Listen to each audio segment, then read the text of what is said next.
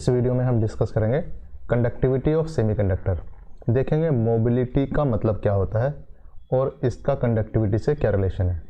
इसमें हम इलेक्ट्रॉन्स और होल्स का कंट्रीब्यूशन देखेंगे कि कंडक्टिविटी में इन दोनों का क्या क्या कंट्रीब्यूशन है, उनको ऐड करके हम टोटल कंडक्टिविटी के लिए एक्सप्रेशन को फाइंड आउट करेंगे। उसके बाद हम कंडक्टिविटी से रिलेटेड एक शॉर्ट एग्जाम्पल करेंगे जिससे ये चीज़ें और क्लियर हो जाएंगी। ये एग्जाम्पल प्रीवियस ईयर पेपर से लिया गया है। चलिए शुरू करते हैं। देखिए, अगर कोई हमारे पास कंडक्टर है या सिंपल कोई वायर है तो उस वायर में इलेक्ट्रॉन्स के फ्लो होने की वजह से हमारे पास करंट का फ्लो होता है। इस तरफ अगर इलेक्ट्रॉन्स फ्लो हो रहे हैं तो करंट इस तरफ फ्लो होगा, या कह सकते हैं चार्ज के फ्लो होने से करंट का फ्लो होता है। बट सेमीकंडक्टर में थोड़ा सा डिफरेंट है। सेमीकंडक्टर में जो चार्ज है वो नेगेटिव चार्ज इलेक्ट्रॉन्स भी हैं और पॉजिटिव चार्ज कह सकते हैं जो होल्स इनका नाम है वो भी हैं।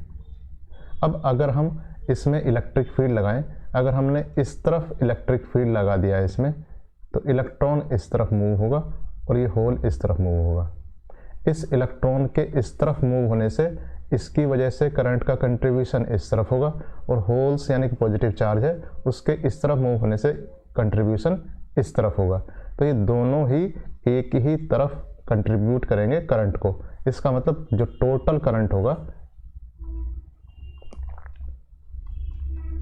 Total current actually sum of these two currents होगा, दीज टू कंट्रीब्यूशंस। तो यहां पर इसी वजह से इसका नाम बदल कर रख दिया है चार्ज कैरियर। तो चार्ज कैरियर दो हुए, charge carrier, charge carriers electrons भी हैं और चार्ज कैरियर होल्स भी हैं। इन दोनों का कंट्रीब्यूशन करंट के फ्लो के लिए होगा, या कह सकते हैं कंडक्टिविटी के लिए होगा।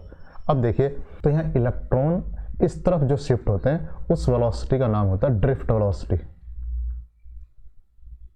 जो 12th में भी देखा था VD, ड्रिफ्ट वेलोसिटी, और ये डिपेंड करता था इलेक्ट्रिक फील्ड पर। तो ये VD प्रोपोर्शनल थी किसके, इलेक्ट्रिक फील्ड के। और करंट का एक्सप्रेशन था I = NE/A/VD।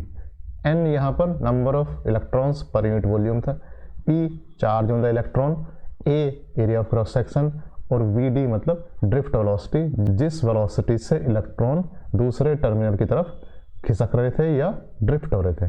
तो यहाँ पर चार्ज कैरियर्स दो हैं। अब देखिए यहाँ पर दो चीज़ें हैं, इलेक्ट्रॉन्स हैं, होल्स हैं। तो इलेक्ट्रॉन की ड्रिफ्ट वेलोसिटी को अगर हम क्या कहें VE और होल्स की ड्रिफ्ट वेलोसिटी को कहें हम VH। हमने यहाँ पर जो इलेक्ट्रिक फील्ड लगाया है वो E है, तो ये इलेक्ट्रॉन की ड्रिफ्ट वेलोसिटी इसके प्रोपोर्शनल होगी और ये भी इसके प्रोपोर्शनल होगी। बट यहाँ जो प्रोपोर्शनैलिटी कांस्टेंट है वो अलग अलग होगा। अब प्रोपोर्शनैलिटी कांस्टेंट कितना होगा, ये एक्चुअली प्रोपोर्शनैलिटी कांस्टेंट इतना हो जाएगा, VE = हो जाएगा, इसे कहेंगे आप μE/E, और यहाँ इसे कहेंगे VH = μH/E। अब प्रोपोर्शनलिटी कांस्टेंट को डिफाइन करने के लिए हम इसे μE को लिखते हैं, तो μE हो जाता है कितना, VE/E, मतलब drift velocity per unit electric field. तो इसे हम कह सकते हैं ड्रिफ्ट वेलोसिटी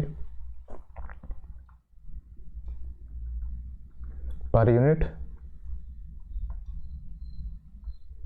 इलेक्ट्रिक फील्ड। इसका मतलब हुआ कि एक यूनिट इलेक्ट्रिक फील्ड लगाने से उसमें कितनी ड्रिफ्ट वेलोसिटी हो रही है। तो ये इसका नाम होता है, इसे कहते हैं मोबिलिटी।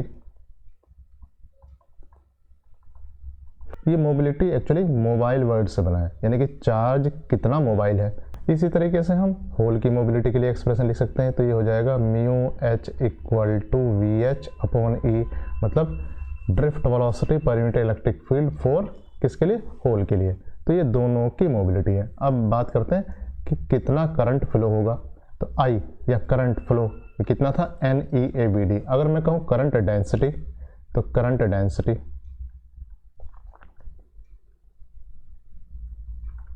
इक्वल टू कितना हो जाएगा, current density due to electrons plus current density due to holes.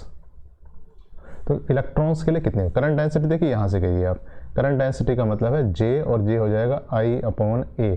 इसका मतलब ये है NeVD। N मतलब नंबर ऑफ इलेक्ट्रॉन्स यहाँ था, तो यहाँ पर नंबर ऑफ चार्ज कैरियर्स हो जाएगा। तो इसका मतलब अगर हम इलेक्ट्रॉन्स के लिए निकाल रहे हैं और उन्हें हम कह रहे हैं कि number of electrons per unit volume कितना है, Ne है। E मतलब चार्ज ऑन इलेक्ट्रॉन, ये भी E है। Vd मतलब ड्रिफ्ट वेलोसिटी किसकी, इलेक्ट्रॉन्स की, तो यहाँ हमने उसे लिखा है Ve। तो ये इलेक्ट्रॉन्स का कंट्रीब्यूशन आया। और होल्स का कंट्रीब्यूशन भी उस तरफ ही होगा, क्योंकि देखिए कंट्रीब्यूशन दोनों का एक तरफ ही है, तो ये प्लस का साइन आएगा यहाँ पर। अब चूंकि इलेक्ट्रॉन्स और होल्स का कंसंट्रेशन अलग अलग हो सकता है, तो इसे हम कह सकते हैं NP। NP का मतलब है number of holes per unit volume. Charge उस पर उतना ही होता है, पॉजिटिव चार्ज, तो E की वैल्यू E आ गया। और यहाँ उसकी ड्रिफ्ट वेलोसिटी होती है कितनी, VH।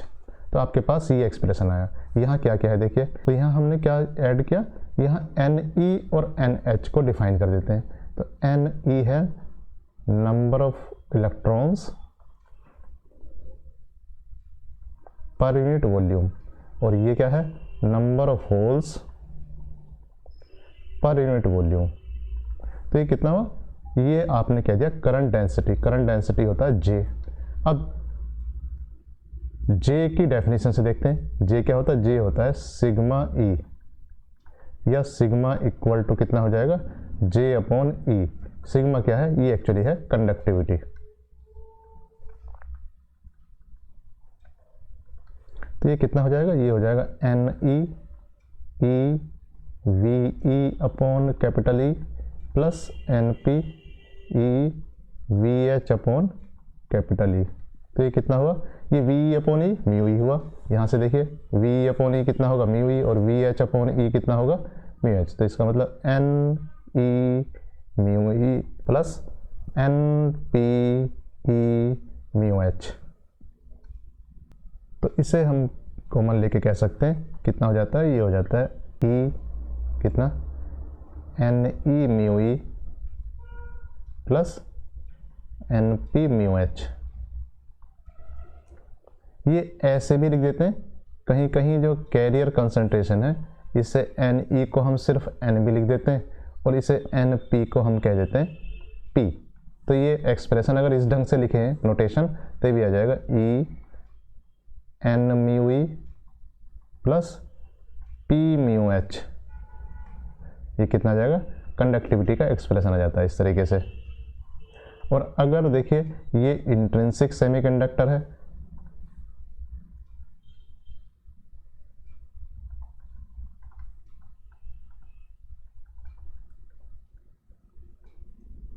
तो अगर ये सेमीकंडक्टर इंट्रिंसिक है, इसका मतलब है कैरियर कंसंट्रेशन, या कह सकते हैं इलेक्ट्रॉन्स के नंबर और होल्स के नंबर इक्वल होंगे, N इक्वल टू P होंगे, और इसे आप N ही कह सकते हैं। तो ये हो जाएगा सिग्मा इक्वल टू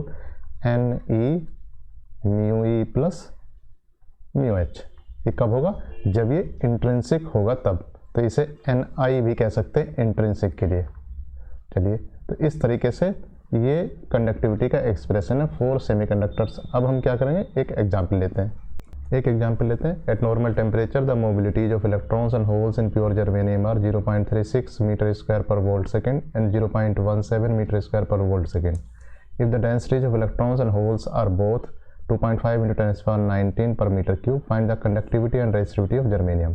तो यहाँ पर क्या क्या दिया हुआ है, देखिए डेंसिटी ऑफ इलेक्ट्रॉन्स और होल्स बराबर बराबर हैं, इसका मतलब N इक्वल टू P है, equal to 2.5 × 10⁻19 per metre cube है। इसके अलावा मोबिलिटी दी हुई है, तो पहले इलेक्ट्रॉन की दी हुई, तो ये इलेक्ट्रॉन की है, इसका मतलब μE equal to 0.36 metre square पर वोल्ट सेकेंड है। इसके अलावा जो μH है, या होल की मोबिलिटी है, 0.17 मीटर स्क्वायर पर वोल्ट इंटू सेकेंड है। अब देखिए कंडक्टिविटी का फॉर्मूला लिखते हैं। तो कंडक्टिविटी का फॉर्मूला क्या है, कंडक्टिविटी सिग्मा, ये कितना होता है, ये है E(N)μE प्लस PμH। E मतलब चार्ज ऑफ इलेक्ट्रॉन, तो कितना होगा, ये 1.6 × 10⁻19। जो N दिया हुआ है ये है 2.5 × 19। म्यू ई की वैल्यू दी हुई है 0.36। इसमें ऐड कर देते हैं पी जो कि है 2.5 इंटू 10⁻19 और ये म्यू एच है 0.17। तो ये 2.5 इंटू 10⁻19 ये कॉमन हो गया, तो ये 1.6 into 10⁻19 into 2.5 into 10⁻19 into 0.36 plus 0.17। अब देखिए यहाँ पर ये कितना हो जाएगा, 19 कैंसिल हुआ, तो ये हुआ 1.6 इंटू 2.5 इंटू इसको ऐड करके यहाँ लिख देते हैं। तो ये ऐड करने के बाद कितना हुआ, ये हो जाता है 3.5 यानी कि पॉइंट ये 0.53। इसे मल्टीप्लाई करके यहाँ लिख देते हैं, तो ये आ जाता है 2.12 और इसकी यूनिट हो जाएगी ओम -1 मीटर -1। तो ये हो जाएगा कंडक्टिविटी। अब अगर हम कहें रेजिस्टिविटी निकालनी है, तो रेजिस्टिविटी रो इक्वल टू हो जाएगा 1/सिग्मा। तो हो जाएगा 1/2.12 इक्वल टू 0.47 ओम मीटर। तो इस तरीके से हम किसी भी सेमीकंडक्टर की कंडक्टिविटी और रेजिस्टिविटी निकाल सकते हैं अगर उसमें कैरियर कंसंट्रेशन और मोबिलिटी के एक्सप्रेशन दिए हुए हैं। Thank you.